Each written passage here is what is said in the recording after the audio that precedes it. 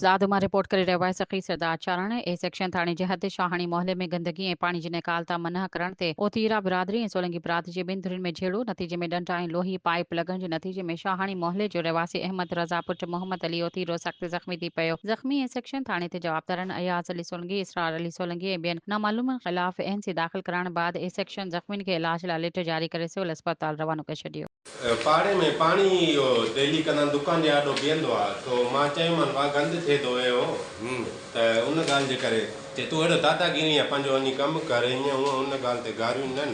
विड़ी पिया डंडा आया आहिनि मथे वारा लोहा पाइप शाहाणी पाड़े में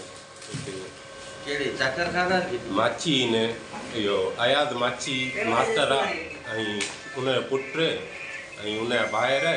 टे चारि ॼणा मां अकेलो मूंखे डंडा वंडा आया आहिनि मथे वारा पाणी जी ॻाल्हि ते मां चयो पाणी हेॾे पाड़े में गंद थो थिए ऐं रोड ख़राबु लॻो पियो उनजे करे